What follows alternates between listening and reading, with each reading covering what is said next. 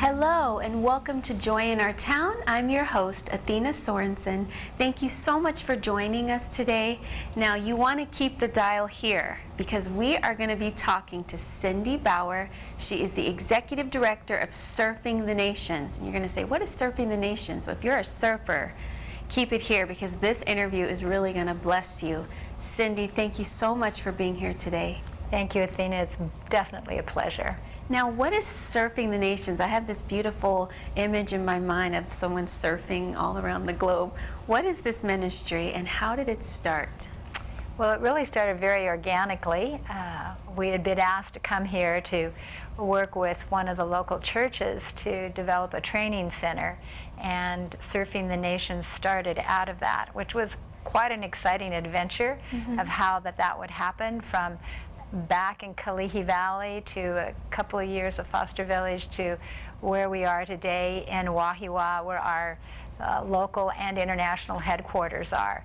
And it started with the idea of giving back, of caring about others and reaching out to the community.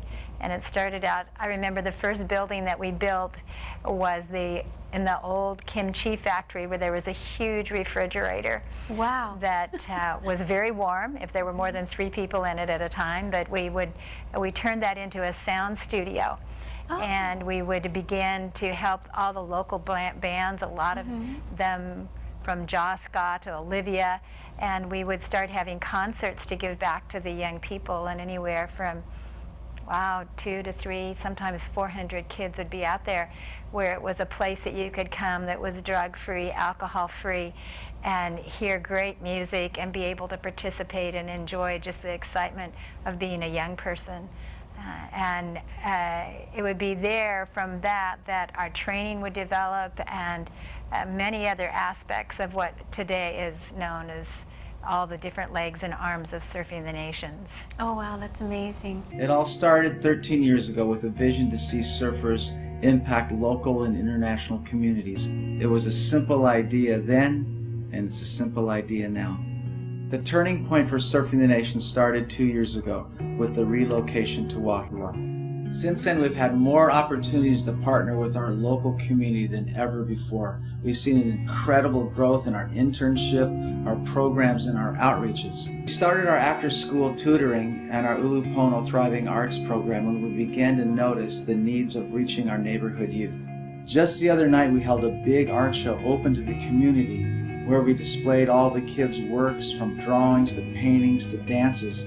We were able to set up a stage for traditional dances that they had learned, and even give away trophies and prizes at the end too. Well, what's that saying? A rising tide lifts all boats. As people drive through Wahiawa on their way to the North Shore, whether they realize it or not, Wahiawa is the gateway to the North Shore. And Wahiawa is the face, if you will, of the North Shore. You can create a positive experience for those traveling through Wahiawa to the North Shore. You can create a not so positive experience. I think that having the influence and the mentorship of the young people from Surfing the Nations in this neighborhood, they give a role model to the teenagers, the young kids in this neighborhood, something that they can look to and say, maybe there is something outside of High Street. Maybe there is some worth in me finishing school, getting myself into some sort of a trade, or developing that artistic bent that I have. Maybe there is a reason. Maybe there is a purpose to my life, and I think that's what you guys, you young guys, bring to this neighborhood. Now God can use anyone, and sometimes we don't really think that. Not that we don't think a surfer can help somebody, but God has an amazing way of taking even just that title of that name, because it can be more than just one person. There's lots of people, especially here in the islands, who love to surf. So why did you choose that title of Surfing the Nations? How does that tie into, are you a surfer? Not at all. Oh, okay. Not at all, but my husband is. Your husband is, okay. He's the surfer, and I would say that the reason that we believe that surfing was put into it was God's whole premise is it would be a way for us to be able to take the gospel to people that would probably not just listen to it if we brought it another way. And so by bringing surfing in, we think that it's the greatest sport there ever was. Yes. And surfers are tailor-made for the unknown, the unexpected, what being on a mission would be like. They're willing to go anywhere, sleep anywhere, eat anything to catch the waves. So Right. my husband had done that from high school on to this point. We always joke, he was the surfer and I was administrator, so he would dream the dreams and I would get them done. So it was that's cute. an interesting combination. So our first trip was to Bali in 1998. It was 7 people, and we'll be going back this year to celebrate our 20th year of being not just going in Bali, but 20th year of surfing the nations. That's and, amazing. all that has happened during that time. It's really exciting. Yeah.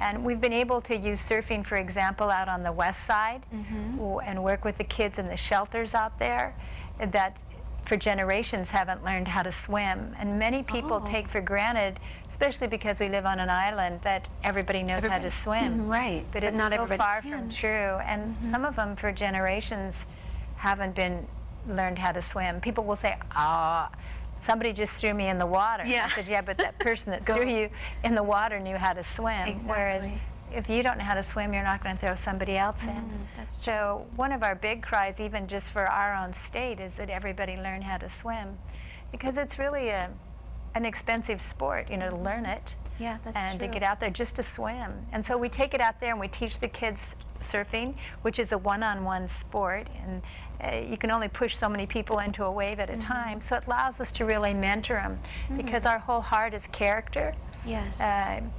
Talent can take you anywhere, but only character can keep you there. That's true. And so it's having that one-on-one time with them.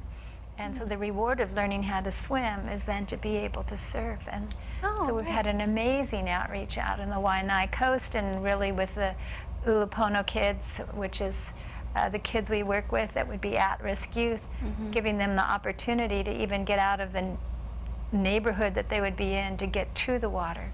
Okay. So surfing has a big part for us locally and internationally. That's great. Now we're going to come back to Ulupono Kids, but I want to touch on what are some of the needs that you saw that made you want to start this ministry, or even the needs that are still going on that are keeping your ministry?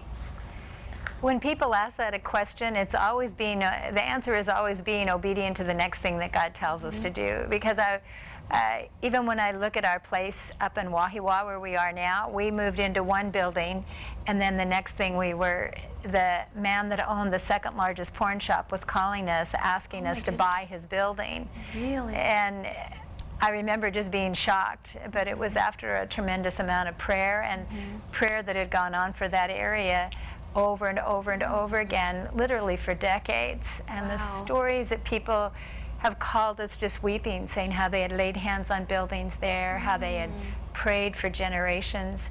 I remember one mom was bringing her children back, and when she was their age, her mom,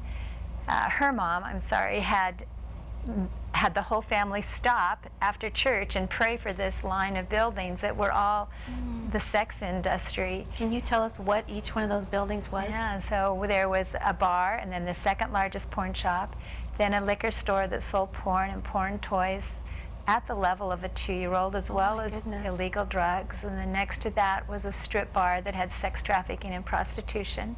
And behind that was an 8-bedroom brothel. And so this mother had brought her daughter, who was now the mother bringing her children, would bring her daughter to come and pray along the street. So as a young girl, she could remember praying before they would open.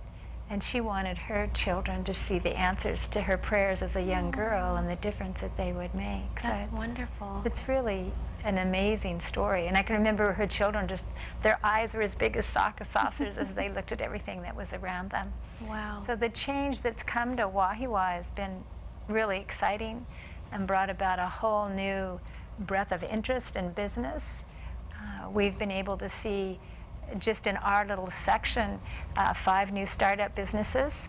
We have the Surfers Coffee Bar, which is one of the highlights of the town, I believe, and sells amazing coffee and the best acai bowls on the island, and was just recently voted the top coffee bar on the island. And it's all volunteer run, and any profit that is made from it goes back into building the community and helping the kids and bringing change to an area that had been forgotten and looked at as really hopeless. Yes. The lower Wahiawa area. And now people walk on the streets without fear of being confused as a prostitute. Wow. But walk on the streets and do business, and it's just an amazing thing to be a part of. Certainly nothing we can take credit for. Right.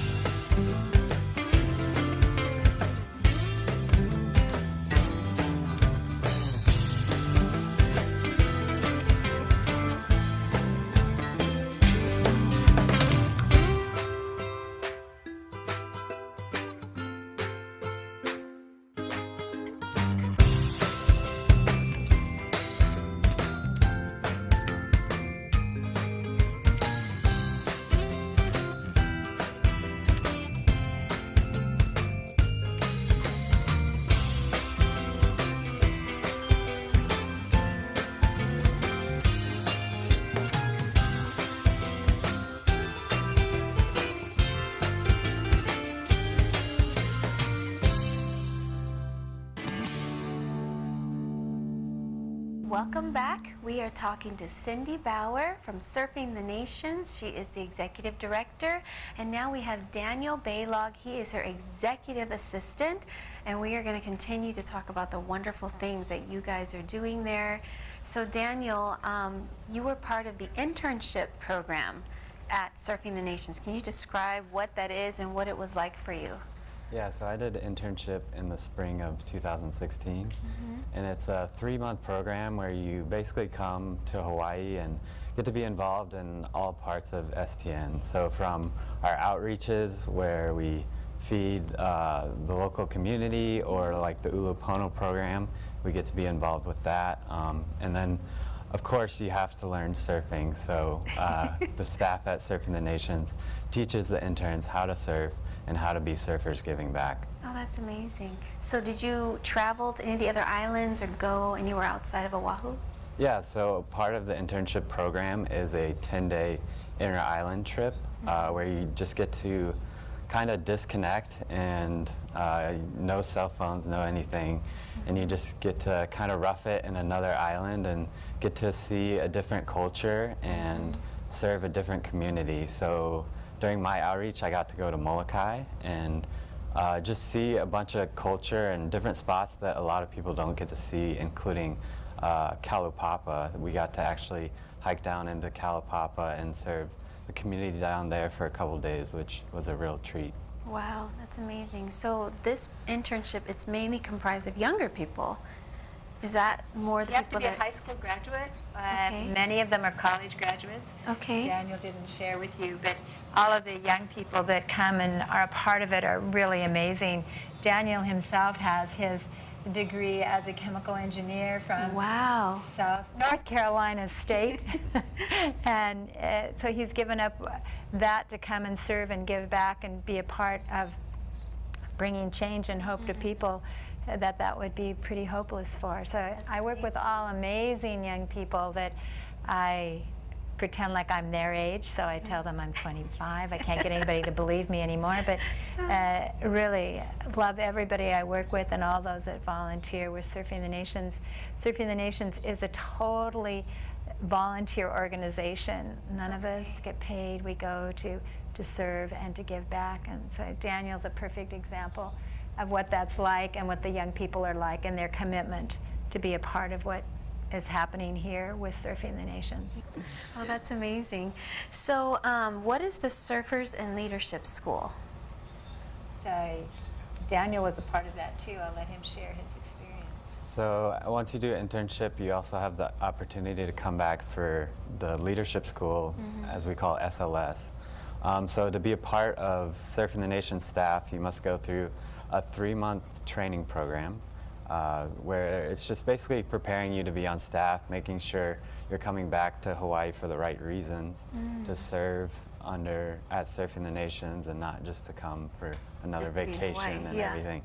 So it's very challenging. I went through 4 years of school, and I can honestly say the 3 months of leadership school were probably more challenging than actual school. Yes, it's Wow. very challenging but with great material. We read different leadership books. We have different classes we have, and it gives you an opportunity to step up as a leader, where instead of just learning all the time, we have to step up and actually be the teachers. So we're teaching our fellow students in some of the stuff we're reading. So it's a really challenging program, and then one of the biggest parts of it is called our OSP, which is our Ohana Service Project, where the organization gives us a big event that Surfing the Nations holds during that semester, and you're basically in charge of the whole thing. So Whoa. my SLS crew actually got to host the annual Surfing the Nations art show. So I actually had the opportunity to be the director of the art show. So it was a really cool opportunity to, I came back to Hawaii to become a leader, to serve, and it happened very quickly, and I was put in a lot of challenging events, but it was an awesome opportunity to step up and serve the local community. That's wonderful. So what is it like? You went through school, you came here. What is it like to really just be there with the people? What types of people have you been in contact with that you probably would have never met, coming into this program? What are the needs that you've seen, and what have you been able to see firsthand? Yeah, I've met so many different people, from high-end artists from the art show to some of the Ulupono kids. So I think it's just really cool that we're based out of Wahiawa, where it's kind of an area that most people might just drive right through or not really think about stopping. And so it's cool to be a part of that community and get to, like Cindy said earlier, to take some of those kids that might not ever get to go to the beach if we weren't to bring them. It's really fun to hang out with them because you really see them come out of their shell and just be who they're meant to be. And so it's fun to see those people, and then also to serve maybe some of the local homeless or other people that might get looked past. So there's definitely a lot of needs in our community, and it's an awesome opportunity to serve those people and just to show those people the love that they deserve. Yes, that's wonderful. So how do people find you? Do people just come to where you are, or do you guys go out and look for people who need what you offer? This is probably one of the most common asked questions, because nobody can figure out how we got there. And everybody has their own story. I remember one girl was cleaning her dorm room at college and found a pamphlet and felt that she was to come and called and was there. Daniel actually had 3 layers of friends, 2 layers of friends that had been before, and just believed for him to come. Everybody has their own unique story. One girl had just punched in surfing, Hawaii serving, and Surfing the Nations had popped up. This generation, of course, is all hooked to the electronic world. So a lot of them find it through that, but a lot of them do find it, I would still say our #1 way is word of mouth. Okay. And a lot of times siblings come. So it spreads quickly because they do have an amazing experience and want their friends to experience it as well. Same. That's wonderful. Now you have something else called surf. What is that? Well, we have one department. We have an outreach department, and in the outreach department, there's 3 layers or 3 different divisions of it. We have the Ulupono kids that we spoke of before. We have the Feeding the Hungry program, which is involved with feeding the people, the hungry of Hawaii, and then we have the surf area. And the surf is the part that Daniel said would have taken him out and taught him how to surf, as well as reaching out to the young people. And so we also put in that skateboarding. So surfing and skateboarding were involved in both of those, as there's such a way of opening the door for those that are less fortunate, and we really believe for them to be able to get both those things, a surfboard and a skateboard. It helps change their identity. They're now the surfer instead of the kid from the rough neighborhood. Yes. And so we use surf as a way to touch their lives and give them something that's tangible. To walk up to somebody in our area and say, oh, you could be a doctor or a lawyer, that'd be like telling me I could be an astronaut. Yeah. You know, I would just be going, you obviously don't know me. Right. But to say that you could be a surfer or maybe a cook, that's one of our dreams, is to eventually have a school where we can train these young people how to be a cook. And so we have lots of ideas still rolling, but it's to bring it to where it can become something that's reachable. You know, a goal should be a challenge, but reachable, not the impossible. And so with surfing, we're able to make it something that they can really believe for, and also with the skateboarding. So that whole ministry, that whole section of the outreach ministries that we do is involved with that. So we've had, it was really fun on, Black Friday. One of the people in our media department changed it to Giving Friday. Oh, I like that. And I think we got about 20 surfboards in that day that we were able to bless the local kids as well as take them to internationally. We were in Alexandria, Egypt, and with some of the poorest of the poor that have nothing to look forward to, and we were able to take those surfboards into them, teach them how to swim and surf, hold a contest down there, and literally it is the highlight, probably for some of them, their life, let alone their year. Yes, they'll never be And able we to experience just had that. one of those young people that were involved with it come. We picked him up at the airport yesterday, so we have somebody from Egypt here working with us on our service team. So how do you find these kids that are looking for this? Are they just kind of wandering around, or is it through the Ulupono kids, or is it people referring them to you? Well, internationally, we go to the areas where there's surf. Locally, we know the areas to go to, so we concentrate on the areas where we know that there is a challenge economically, and where they would be considered at-risk youth. We actually go to those particular areas and seek them out. Okay. Internationally, we go to where the waves are, and that will always have the poor living around there, and those that are less fortunate that probably haven't learned how to swim and wouldn't think it would ever be possible to surf. And so we, from the shores of Bangladesh, where if any of your viewers got a chance, you can go onto YouTube and see Gum for My Boat, which is Surfing the Nation's outreach into Bangladesh. Bangladesh, the #1 cause of death from ages 1 to 4 is death by drowning. That's And terrible. so it's our heart to teach the people how to swim down there with the reward of surfing. Yes. Thank you so much, Cindy. Thank you for all that you're doing. And Daniel, thank you for being here today. And if you have any questions or comments, you can write to TBN, P.O. Box A, Santa Ana, California, 92711, or visit us on the web at www.tbn.org. And thanks for watching.